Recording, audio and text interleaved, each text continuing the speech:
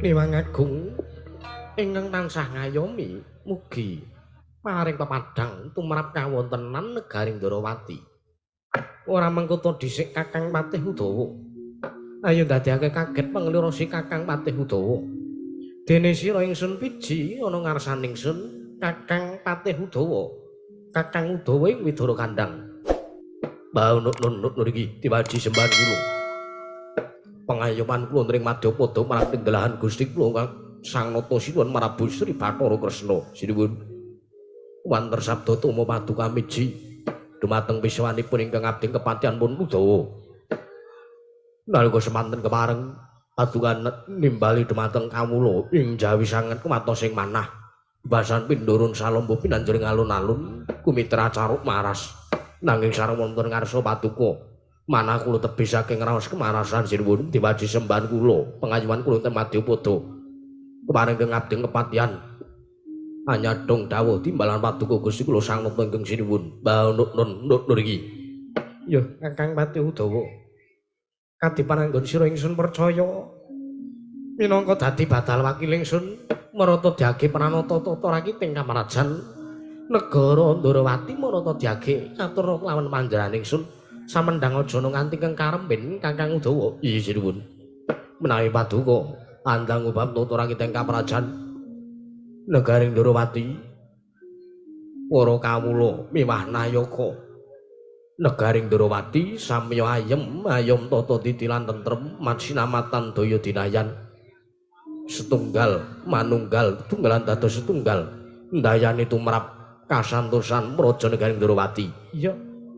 Mendhaipun para prajurit ing boten kendhat anggenipun sami gegeladen olah kerjane kaperang. Sawanci-wanci praja paduka katempuh marang buka tartentu boten badhe anggepok punca paduka Gusti Rama Sinuwun Prabu Sri Bathara Kresna. Pengayoman klumet Madyapada ingkang abdi kepatihan rembug kasawarna putung sumangga kabandhemna sinuwun. Bau nur iki. Kakang Udawa ya gawe bombong lan marem atur pira ana ngarsaning sun gawe marem penggalihku Kakang Udawa lan makanan ingkang utama tindakna selawase urip. Bau nun menapa ingkang sampun paduka dawuhaken badhe kula candhingga jimat nanging dereng ransak sampunipun kepareng kula ngaturaken sembah sumangga ping pangabekti kula kunjuk santapu padha paduka Gusti kula sinuwun Prabu Sri Bathara Kresna. Sinuwun ya sira atur bekti kelawan ingsun tiba sepadha-padha Kakang Patih Udawa. Nggih. Ora liwat paling gak nunggonmu lungguh ana ngarsaning sun ning praja negara Ndarawati dina sak mengko iki Kakang Kresnekara. Nggih, sampun boten kirang prayogi sinuwun. Dimas Setyaki. Ora liwat kadangipun Kakang Yayi Nggarba Ruci. Sowan ana ngarsaning pun Kakang padha kanthi raharja sak suwane Si Adi Nggarba Ruci. Yayi Senopati Setyaki. Tansah pinaring kawitatan dari sambikala. Sowan kula Kaka Prabu wonten kersa paduka Kanjeng Kaka Prabu Sri Bathara Kresna. Pengayoman kula ing Madyapada prapti delahan kemareng paduka miji dumateng pisawanipun ingkang rayi pun Setyaki Nggarba Ruci kemareng wilujeng mboten manggalangan setunggal punapa namung dereng langsak sampunipun kemareng kula ngaturaken sembah bekti kula kunjuk Kaka Prabu. Ya Setyaki tak tampa ora pangestunipun Kakang Tamanana. Ya Nun. Menawi ingkang sampun paduka dawuhaken sartanipun paduka paring pangestu dumateng Kang Rayi Nggarba Ruci mboten langkung sampun kula cancang puceng weni dumawing wijang umeketing merdaya saestu dadosaken cahya ner cahya saking rah kayiwanan. Yen ngono prayu gak nunggonmu lungguh Setyaki. Sampun boten kirang prayogi Kaka Prabu. Aku bakal ndangku kelawan rawuh Kaka Prabu Baladewa ana ing kedhaton negara Ndarawati. Mula Setyaki padha tatanan barisaning para wadyabala ingkang padha gantung sibuk. Aja nganti ingkang padha saur manuk. Jeneng ingsun nedya mbabarake wigatining masewakan sartaning ingsun dianembrawa. Ndangku kelawan rawuh Kaka Prabu Baladewa Dimas Setyaki. Kula ingkang paduka dawuhaken badhe kula estu padha dawuh paduka lan kepareng sak mangke kula badhe ngleksanani menawi ingkang sampun dados dawuh paduka dumateng ingkang rayi Nggarba Ruci pun Setyaki Kaka Prabu. Bagus Dimas Setyaki. Nun mangke Kaka Prabu sak rawuh padha Kanjeng Kaka Prabu Baladewa Sareng paduka Kanjeng Koko Prabu Balarama wonten praja negaring Ndarawati ingkang rayipun Kresna inggih ingkang rayipun Narayana ngaturaken kasugengan ngaturaken asung pasegan Panakami miwah Pambagya Raharja mugi tansah katur marang ngarsa paduka Kanjeng Koko Prabu Baladewa Koko Prabu Balarama jagat pangestu ngoro wayah Bathara jagat Pandhendra Jaladewaguya Yayi Ndarawati yuk wis prayoga praptanipun Kakang sartane bombong menggalipun Kakang dene Si Adi Ndarawati atur asung pasegan Panakrama sartane ngaturke Pambagya Raharja ngersanipun Kakang inggih gawe bombong gawe marem menggalipun Kakang ning atase pendak-pendak pun Kakang sowan ning Praja Negara Ndarawati iki mesti pun Kakang ngawuni-ngani sartane ngerteni sartane nyumurupi kanan sing tansah remenake inggih kanan Praja Ndarawati nyenengke pikir pendak-pendak papan ning Kutagara mudune ning Karang Pradesan tansah endah disawang dirasake ning ati katon tentrem Kresna inggih Koko Prabu ya syadatur basa kelawan pun Kakang ora pun Kakang uga ngaturake salam taklimipun Kakang muga kunjuk nang ngersane Si Adi Ndarawati Yayi Prabu Ndarawati inggih Koko Prabu sampun kula pundhak kalih Sundaka pangriga murda amamana kabagyaning gesangipun ingkang rayipun nata Ndarawati ya mboten langkung kasekecak lenggah singandika Kanjeng Koko Prabu wonten negari ing Ndarawati menika ya Kresna tak tampa ora lewat wis prayoga praptanipun Kakang ngono ngersane Si Adi Ndarawati Yayi inggih Koko Prabu Koko Prabu sarawuh paduka ingkang rayi garba rucipun Setyaki ngaturaken sembah sumangga ming pangabukti kula kunjuk Koko Prabu Yayi Setyaki nggih Si Adi atur bekti kelawan pun Kakang ya Dimas Setyaki Dimas garba ruci gawe bombong lan gawe marem menggalipun Kakang ora pangestunipun Kakang wae muga ndayani marang kasantosan urip lahir lan batin Si Adi garba ruci nggih sampun kula cancang pucing wendi kula pundhak karya jimat entah eno ning kasantosan mboten langkung kasekecak lenggah paduka Kanjeng Koko Prabu wonten praja negaring Ndarawati ya Setyaki kaya wis ora kurang parayoga Setyaki ngestuaken dawuh sinuwuning Mandura sak rawuh paduka ingkang abding kepatihan ngaturaken kasugengan sinuwun mugi tansah manggih wilujeng Kakang Udawa nggih wis prayoga sartane ora ana alangan swiji apa Kakang Udawa nggonku sowan ana ngersane Yayi Prabu Ndarawati nggih sinuwun namung dereng lansat sampunipun kemareng ingkang abding kepatihan ngaturaken sembah sumangga ming mangabekti kula kunjuk sinuwun sanda pepodo paduka Gusti kula sinuwun ing Mandura sinuwun Baladewa Kakang Udawa wonten dawuh yen to lumrahe kabeh nayaka praja sartane putra saka negara Ndarawati ngatur sembah bekti kelawan Baladewa mesti wae tak tampa lan tak paringi pangestu nggih nanging sing gedhe pangapuramu senajan to kuwi kawula senajan to kuwi nayaka mbuh kuwi putra Ndarawati kabeh tak tampa nanging yen to Kakang Udawa ngatur bekti kelawan Baladewa sembahe Kakang Udawa ora tak tampa waduh tusan menapa ingkang sampun kula sandhang sinuwun kula nandhang kalepatan menapa kula aturi andukani dumateng ingkang abding kepatihan pun Udawa kula sagah nampi bidana menapa kemawon saking paduka Gusti kula Sang Natasira Prabu Baladewa Kakang Udawa wonten dawuh ora kok saka merga Kakang Udawa duweni kaluputan kuwi ora merga ceritane Kakang Udawa kuwi tak anggap kaya dene kadang werdaku dhewe waduh kula nuwun sewu menapa mboten jengandika paring dawuh mekaten menika ateges nglangkungi marang nglangkungi winates anggenipun kula gadhahi unggah-ungguh tata krama kelawan jengandika Kanjeng sinuwun ing Mandura ora coba to dipikir Kakang Udawa kuwi yen tinemune karo Kakrasana luwih werda Kakang Udawa tinimbang Kakrasana tur yen to Kakang Udawa ngelingi sartane ngeling-eling kahanan nalikane aku lan Kakang Udawa nalikane Kakrasana kelawan Yayi Narayana isih urip bareng ning Widara Kandhang dimong karo Bapa Sagopa lan Ibu Sagopi nalika semono sing tansah ngemong kelawan pakartiku kelawan pakartine Yayi Narayana putrine Yayi Loro Ireng ya Sembadra ya mung Kakang Udawa sing tansah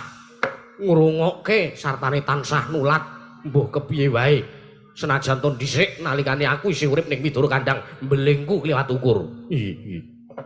Mboten napa-napa. Rak kowe kelingan to Kakang Udawa. Nalikane kowe tak jak begal ngecu sing nyegat kelawan wong mlaku mesti kowe. Nggih. Ingkang dados tukang mukul ugi kula. Ya. Mula Kakang Udawa gandeng gedhe lelabuhane tumrap Baladewa ya tumrap Kakrasana. Kakang Udawa aja atur bekti kelawan Baladewa. Kualat Baladewa nampa sembah bektine Kakang Udawa. Malah kepara semono aku ngaturke sembahe Baladewa tampanen. Waduh. Kula nuwun sewu sinuwun. Kadhetene kejugrukan Wukir Sari klepaning Samudra Madu manahipun ingkang abdi kepatihan. Teka kula badhe nampi sembahipun Nalindra. Ora dadi ngopo, ora bakal kuwalat. Jernyatanning Kakang Udawa kuwi uga atmajane Kanjeng Rama Prabu Basudewa. Iya. Senajan to wae tinemune Kakang Udawa kuwi patutan karo garwa selir. Iya. Nanging ora dadi ngopo, tampanen sembah Baladewa. Waduh. Iya sinuwun. Kula tampi dawah sami-sami. Wah, kapan meneh iso nampa sembah ratu. Ning omah aku mung diwaneni bojo. Tekan kene aku malah nampa sembahe Nalindra Gung Binatara. Nggih sinuwun kula tampi dawah sami-sami sinuwun. Kaprayogaken enggahipun Kakang Udawa kaya wis ora kurang kepenak. Koko Prabu, piye Kresna? Kula nuwun sewu kalepatanipun ingkang rayi Ndarawati tadah wadana. Jernyatanipun penggalipun ingkang rayi Ndarawati menika rumaos kaget. Kaget sebabe awit krana kula ngawuningani rawuh ngandika Kanjeng Koko Prabu ingkang sengkan-sengkan datanpa pepoyan menawi alit utusan gandhek sak kembaran agengipun utusan Ayaka Praja saking negaring Mandura teka dinten sak menika paduka rawuh sengkan-sengkan datanpa pepoyan kiambakan kemawon wonten Praja Ndarawati. Saestu menawi kula mangertosi bilih paduka Kanjeng Koko Prabu Baladewa nedya rawuh wonten ing Praja Negaring Ndarawati tartentu ingkang rayi nedya nyawisaken Kreta Kencana kinarya methuk paduka jengandika Kanjeng Koko Prabu saha nyawisaken Hermawar kinarya miji ampean paduka nampi rawuh paduka Kanjeng Koko Prabu Baladewa tindakipun wonten ing Praja Ndarawati. Koko Prabu Baladewa jagat Dewa Bathara Kresna wonten timbal ingkang dawuh Yayi Prabu iki ngene yen to siadi paring dawuh kelawan pun Kakang apa to kang dadi sabab pun Kakang iki sowan dhewe ijen tanpa ruwang ning Praja Ndarawati merga pancen pun Kakang iki nganggep siadi kuwi luwih saka kadangku dhewe senajan to pancen bener aku lan siadi kuwi tunggal getih darah Mandura. Inggih nanging pun Kakang nganggep siadi kuwi kaya dene anakku dhewe mula kang saka kuwi nggonku sowan ning Praja Ndarawati aku ora ana rasa tidha-tidha aku ora ana rasa jigo lan perkewuh merga pancen kaya ingkang wis tak aturaken ning ngarep mau sependak-pendak pun Kakang saben pun Kakang nyawang kahanan Praja Ndarawati katon endah katon nyenengke sartane bungake pikir. Inggih Yayi pun Kakangmu arep matur pun Kakangmu ngarep matur sadurunge pun Kakang matur upang dadi wigatine pun Kakang sowan ana ngersane Yayi Prabu Ndarawati luwih dhisik aku arep ngrasake endahe Praja Ndarawati. Inggih ngraosaken endahipun kawontenan negari Ndarawati menika ingkang kados pundi ingkang dipun wastani. Nggih pun Kakang keri dhewe sowan ana ngersaning siadi kuwi yen to siadi kelingan yen to siadi kemutan sakwarsa kepungkur ya setahun kepungkur pun Kakang ora sowan ning Praja Ndarawati. Biyuh bareng dina iki pun Kakang sowan ngersani Yayi Prabu Ndarawati ya Yayi Prabu Kresna. Kahanan negara Ndarawati katon endah. Kahanan negara Ndarawati beda adoh kelawan kahanan sakwarsa kapungkur nalikane pun Kakang tetinju marang kahanjane siadi. Kakeh para kawul sing padha manembah manunggal tetunggalan dadi siji. Ayem mansinamatan daya dinayan manunggal tetunggal dadi siji bandol ngompol ora ana cecungrahan ora ana regejekan jroning negara Ndarawati. Inggih papan ngendi wae mesti mung kebak papan-papan manembah pendak-pendak ngendi wae pun Kakang methuki wong mung tansah wong kang nglakoni marang tumindak becik. Kusik to. Aku gumun karo pasar ning negara Ndrawati. Iki bingung sababipun kados pundi. Yen to lumrahe wujude pasar kuwi kucel, reget.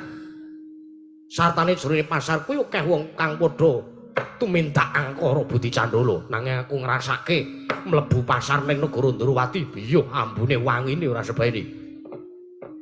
Inggih. Sebabe pun Kakang mlebu ana ing pasar lisah wangi ya minyak wangi Kresna. Oh lah kula kinten nek mlebet wonten ing pasar ulam ora pasar iwak padha wele amis. Ning ora dadi ngopo. Jeriatane kabeh kabungan mau, kabeh katentreman mau pun Kakang iso ngrasake senajan to durung ngasih tumus marang para kawula Mandura. Kang angka loro Kresna, kang angka loro. Pun Kakang mung arep matur bab perkara pasumpenan. Ya sasmita sing tak tampa saka ngersane para Jawata lumantar pasumpenan. Paduka nampi sasmita saking para Jawata ingkang lumantar marganing pasumpenan ya. Sasmita utawi mangsit menapa Kakang Prabu? Nalika semana manter sabdane para dewa liwat ing marganing pasumpenan. Nalika semana aku didhawuhi supayane nggayuh kanugrahan kuwi mau. Kanugrahan menapa Kakang Prabu? Gusik pun Kakang nampa sasmita saka para Jawata yen to pun Kakang kudu nggayuh sawijining kanugrahan ingkang mapane ya kuwi ana ing Astana Gadamadana. Monggo Kresna, Astana Gadamadana kuwi papan pesanggrahane para luhur turasing darah Mandura kalebu Kanjeng Rama Prabu Basudewa sinarekake ning Astana Gadamadana. Inggih. Mula aneh yen to pun Kakang entuk sasmita kang kaya mangkono merga aku kalebu putra pambayun saka Kanjeng Rama Prabu Basudewa. Kresna, sasmita sing tak tampa lumantar saka para Jawata lumantar pasumenan iki mau bakal tak tanjihke marang Yayi Prabu Ndrawati. Yayi Prabu Kresna, kula nuwun sewu Kakang Prabu.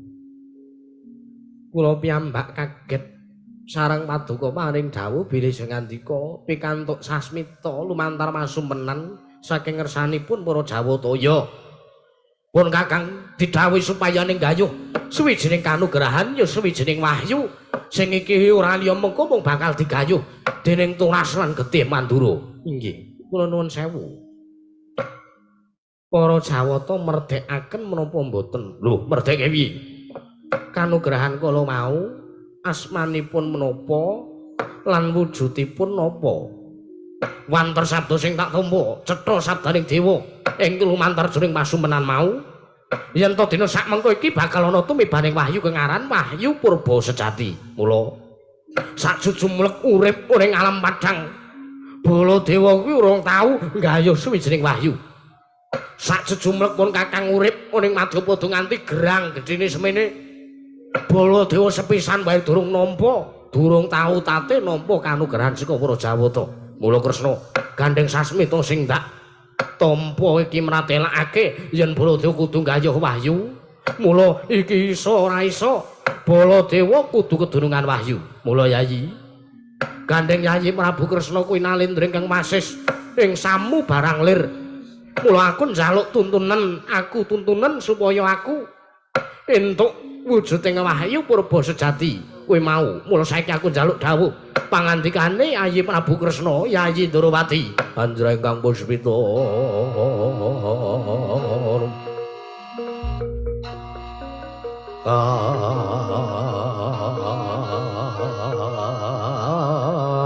Silering samirana mre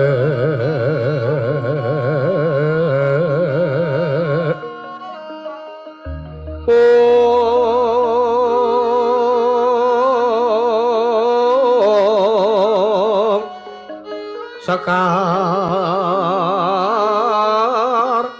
kadung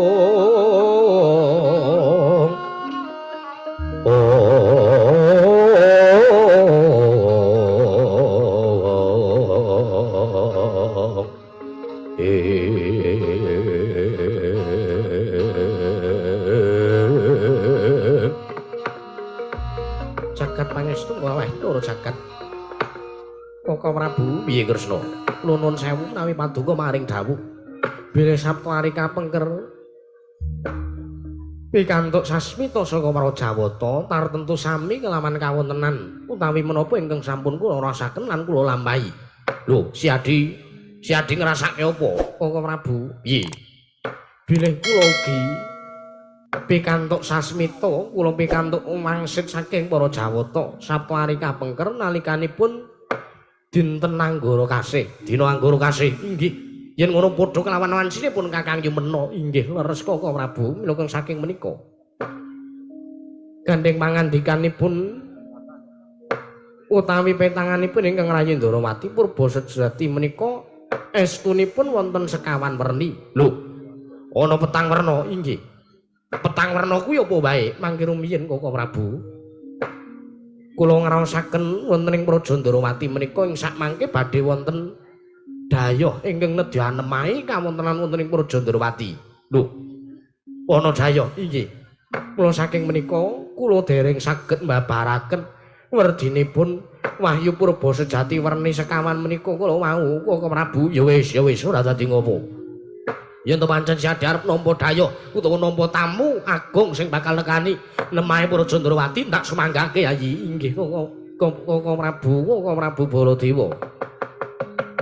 Sigra-sigra yen permana kansa sigra ngrakit nawang sesangka.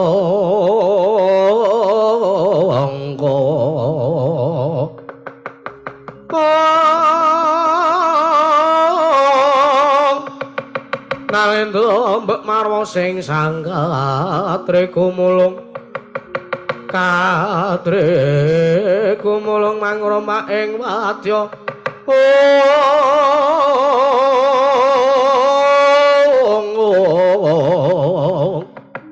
Purdakara reka kiri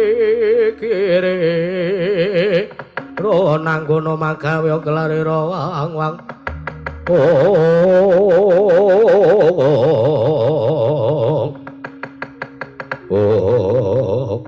Demadreng kapunten negara Ndarawati nangka semanten tumrajak tanpa larapan nyarengi alok ing Sang Jayapura kawula wonten Nalendra saking tlatah sabrengkeng sowan Galya kaya bareng anggap akarya kagat kang samya mulat.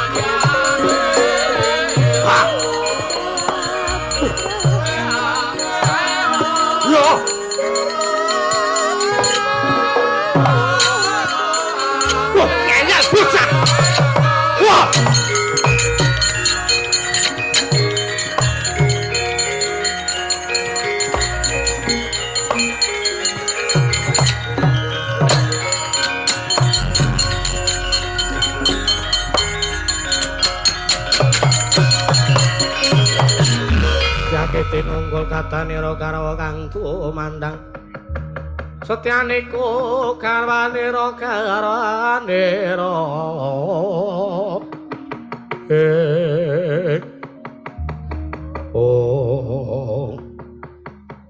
Setyaki kok melu mentang kalang malang kerik lho mboten trima ora trimane Koko Prabu Baladewa wonten mriki menika dhayoh iya banjur wonten dhayoh sing tanpa subasita tanpa tata krama arep diundurke karo Koko Prabu Baladewa saniki kula tatakon sing dadi senopati niku sinten lho mestine Satriya Garba Ruci Raden Setyaki kenging napa sing ngundurke dhayoh uga dhayoh lho ya mbok Pun Kakang Dewa uga ora mangerteni. Kula nyuwun pamit. Arep nendi? Ngundurke dayoh niku kula wau tak tanjihne sapa jenenge. Aja sok melu karo perkarane Koko Prabu Baladewa to. Sampun mboten idep. Kula nyuwun supados paduka nglilaken kula ngundurke dayoh. Ya wis tak lilani. Nyuwun pamit. Wis ngono mangkat to. Nyuwun pamit. Koko Prabu.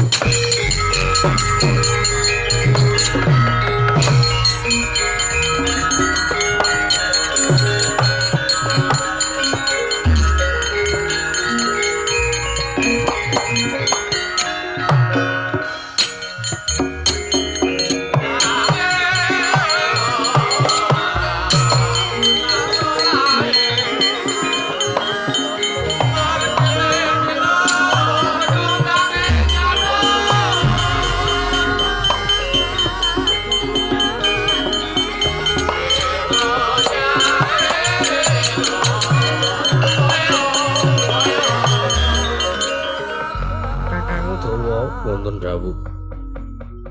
Pakartine adimu sing kaya ngono mau aja mbok tiru. Mboten. Kula menika arepa derajat kula mung patih ning kula nggadahi pendirian. Iya. Kula malah dhewe ngertos wedaring ngilmu sastra mulya. Sastra mulya dengkulmu kuwi. Lho, napa? Wahyu purba sejati. Lho, niku napa? Mengko bakal ndak werdekake waton sing baku. Kanan negara Ndrawati katon tentrem. Oh iya, wis laken dawuh. Budal kang padha sibu ingsun kundur kedaton. Nun wis laken dawuh. Iringanipun sak karepmu. Oh iya, lasem mawon Gusti nuwun. Ya sak karepmu. Nyuwun pamit madal pasiran. Sing ati-ati aja kaya bocah cilik Kakang Patuduk. Nyuwun pamit tambeng sangu anu tambeng pangestu Gusti nuwun.